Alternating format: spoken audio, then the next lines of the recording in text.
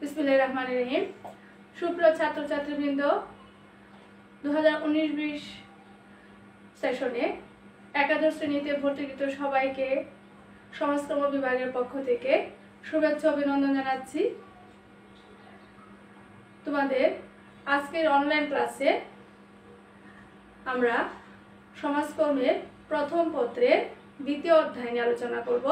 এই অধ্যায়টির শিরোনাম হচ্ছে সমাজকর্ম পেশার ঐতিহাসিক প্রেক্ষাপট। আমরা পূর্বের ক্লাসে সমাজকর্ম কি এবং এ পেশার লক্ষ্য উদ্দেশ্য কি ছিল কি এগুলো আমরা জেনেছি। আমরা আজকে এ পেশা সৃষ্টির পেছনে কি কি ঘটনা এবং মূলত কাজ করেছে সেগুলো জেনে নেওয়ার চেষ্টা করব। তোমরা একে গল্পের ছলেও পড়তে পারো বা জানার চেষ্টা করতে পারো। আমরা যেরকম ছোটবেলায় গল্প পড়েছি, মুক্তিযুদ্ধের ইতিহাস পড়েছি, বিভিন্ন গল্পের মাধ্যমে এই সমাজকর্ম সৃষ্টির পেছনে এরকম বিভিন্ন ধরনের গল্প বা ইতিহাস বা কাহিনী যাই বলি না কেন আমরা গুরুত্বপূর্ণ ভূমিকা পালন করেছে। আজকে আমরা এই সমাজকর্ম পেশার জন্ম কোথায় এবং কিভাবে এই পেশা বিকাশ লাভ করেছে সংক্ষিপ্ত আকারে এগুলো জেনে নেওয়ার চেষ্টা করব। আমরা এই সমাজকর্ম পেশার জন্মস্থান হিসেবে ইতিহাসে দেখেছি ইংল্যান্ড মূলত গুরুত্বপূর্ণ ভূমিকা পালন করেছে এবং এ পেশার বিকাশ ঘটেছে আমেরিকায়, এবং শিল্প বিপ্লব নামক একটি ঘটনা এ পেশার বিকাশকে মূলত ত্বরান্বিত করেছে। তাছাড়াও তৎকালীন সময়ে ইংল্যান্ডে কতগুলো দরিদ্র আইন পাশ হয় যেগুলো ইংল্যান্ডের জনগণের আর্থসামাজিক অবস্থার উন্নয়নে এবং একই সাথে সমাজকর্মের বিকাশেও ভূমিকা পালন করেছে। আমরা এই আইনগুলোর মধ্যে 1601 সালে দরিদ্র আইন, 1834 সালে এই আইনের সংস্কার এবং 1905 সালে দান সংগঠন সমিতি এবং 1942 সালে বিভারিজ রিপোর্ট ইত্যাদি আইনের কথা উল্লেখ করতে পারি। এবং এই আইনগুলোকে ভিত্তি করে আবার কতগুলো সংগঠন করে ওঠে তখনকার ইংল্যান্ডে, যেমন COS, NSW এবং CSWE ইত্যাদি প্রতিষ্ঠান বা সংগঠনও এই সমাজকর্ম পেশার বিকাশকে ত্বরান্বিত করেছে। আমরা এবার আসলে জেনে নিই মূলত এই দরিদ্র আইনগুলো কি ছিল। দরিদ্র আইন বলতে আমরা সাধারণত দরিদ্রদের কল্যাণার্থে বা দরিদ্র অবস্থাকে পরিবর্তনের জন্য যে আইন প্রণয়ন করা হয় সে আইনগুলোকে বুঝে থাকি। তবে ইংল্যান্ডের ইতিহাসে এই দরিদ্র আইনগুলো ছিল মূলত দারিদ্র দূরীকরণ এবং ভিক্ষাবৃত্তির উৎকল্পে 14শ শতাব্দীতে ইংল্যান্ডে যে আইন পাশ হয় সেগুলো আমরা একে ব্রিটিশ ইতিহাসে কতগুলো গুচ্ছ আইনও বলতে পারি, যেগুলো 16 শতকে ইংল্যান্ডের বিভিন্ন ধরনের আর্থসামাজিক অবস্থার পরিবর্তনের জন্য বিকশিত ও পরিচালিত হয় এবং দ্বিতীয় বিশ্বযুদ্ধ পর্যন্ত এর বিভিন্ন সময় বিভিন্ন পরিবর্তন সাধিত হয়। আর এই সমাজকর্ম বিকাশে যে দরিদ্র আইনগুলো কাজ করেছে সে আইনগুলোকে আমরা দুটি ক্যাটাগরিতে ভাগ করতে পারি। প্রথমত প্রাথমিক কিছু দরিদ্র আইন প্রণয়ন করা হয় যেগুলো সমাজকর্ম পেশার জন্মকে বা সমাজকর্ম পেশার ভিত্তিকে অনেকটা প্রস্তুত করে, এবং পরবর্তীতে কতগুলো মূল প্রভাব বিস্তারকারী আইন প্রণয়ন করা হয় যেগুলো এই পেশাকে পেশার মর্যাদায় উপনীত হওয়ার ক্ষেত্রে গুরুত্বপূর্ণ ভূমিকা পালন করে থাকে। প্রাথমিক আইনগুলো ছিল মূলত 1449 সালে প্রাথমিক আইনগুলোর মধ্যে 1349 সালের শ্রমিক আইন এবং 1531 সালের অষ্টম হেনরীয় দরিদ্র আইন এবং 1597 সালের এলিজাবেথীয় দরিদ্র আইন উল্লেখযোগ্য। এই আইনগুলো শ্রমিকদের জন্য, দরিদ্রদের জন্য এবং বিভিন্ন এতিম এবং দুস্থ মানুষের কল্যাণের জন্য আইনগুলো মূলত প্রণয়ন করা হয়। এবং মূল প্রভাব বিস্তারকারী আইনগুলোর মধ্যে আমরা 1601 সালের আইন, 1834 সালের আইন, 1905 সালের দরিদ্র আইন, বিভারিজ রিপোর্ট ইত্যাদিকে আলোচনায় নিয়ে আসতে পারি। তোমরা জানো যে এই সমাজকর্ম পেশা সৃষ্টির পিছনে মূলত মানুষের ধর্মীয় অনুভূতি, মানবতাবোধ এবং সামাজিক দায়িত্ববোধ ইত্যাদি বিষয় সমাজকর্ম পেশা জন্মের ক্ষেত্রে গুরুত্বপূর্ণ ভূমিকা পালন করে। এবং আমরা যদি এই প্রাথমিক দরিদ্র আইনগুলোর কথা বলি, এই প্রাথমিক দরিদ্র আইনগুলো মূলত এইরকম অনুপ্রেরণা থেকে তৈরি করা হয়ে থাকে বা সৃষ্টি হয়ে থাকে। এবং 1349 সালে যে শ্রমিক শ্রেণী ছিল, সেই শ্রমিক শ্রেণীর স্বার্থ সংরক্ষণের জন্য একটি আইন প্রণয়ন করা হয় এবং এই আইনের মূল লক্ষ্য ছিল যে অক্ষম শ্রমিকদেরকে তাদের ইচ্ছা অনুযায়ী মালিকদের অধীনে কাজ করার সুযোগ দেওয়া এবং বিভিন্ন ভবগরিমী ভিক্ষাবৃত্তি রোধ করা এবং সক্ষম দরিদ্রদেরকে ভিক্ষাদান থেকে জনগণকে বিরত রাখা। তোমরা জানো যে আমাদের বিভিন্ন ধর্মীয় ভিক্ষাবৃত্তিকে নিরুৎসাহিত করা হয়েছে।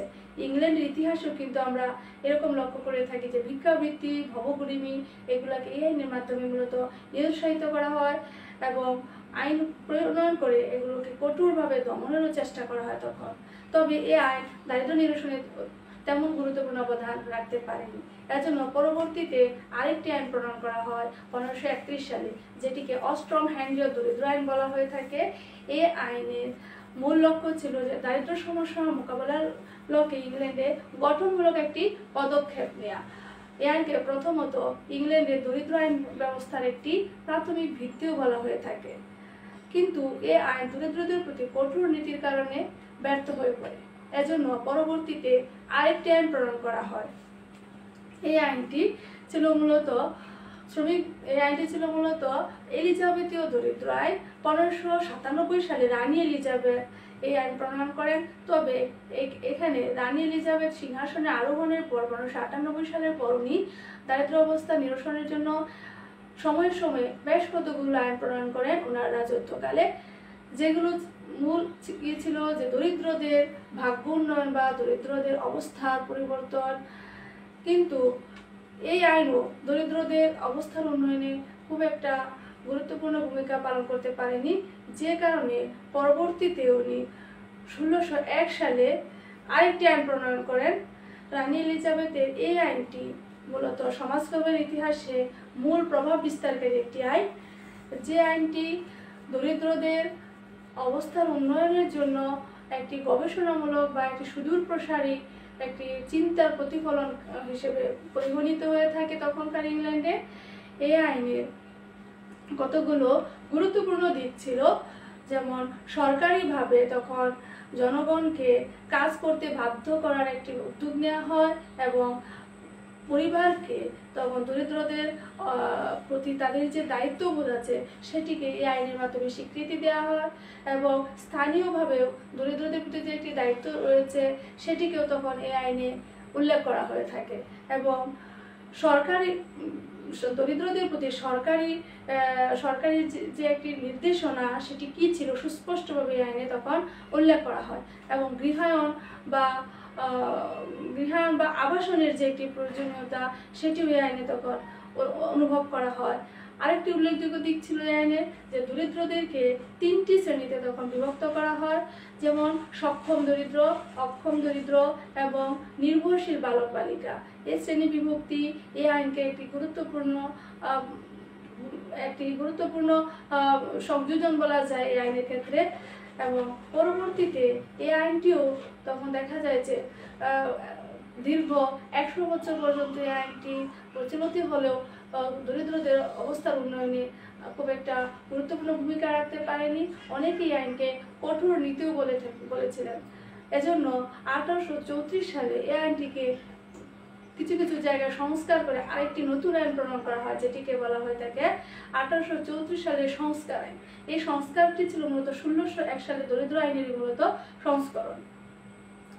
এই আইনের মূলত কতগুলো সুপারিশ, অর্থাৎ তখনকার ইংল্যান্ডের সরকার একটি কমিটি গঠন করে দিয়েছে এই আইন কেন ব্যর্থ হচ্ছে বা ইংল্যান্ডের জনগণের আর্থসামাজিক অবস্থা কেন পরিবর্তন হচ্ছে না বা কিভাবে পরিবর্তন করা যায় দ্রুততম সময়ে, এজন্য একটি কমিটি গঠন করে দেওয়া হয় এবং এই কমিটি কতগুলো সুপারিশমালা পেশ করে। এই সুপারিশমালাগুলো পরবর্তীতে এই 1834 সালের সংস্কার আইনে সন্নিবেশ করা হয়ে থাকে। এই আইনে মূলত 3টি নীতিমালা অনুসরণ করা হয়। 1, কম যোগ্যতার নীতি এবং 2, শ্রমাগার পরীক্ষার পুনঃপ্রতিষ্ঠার নীতি এবং দারিদ্র অবস্থা দূরীকরণের জন্য নিয়ন্ত্রণের একটি বিকেন্দ্রীকরণ নীতি।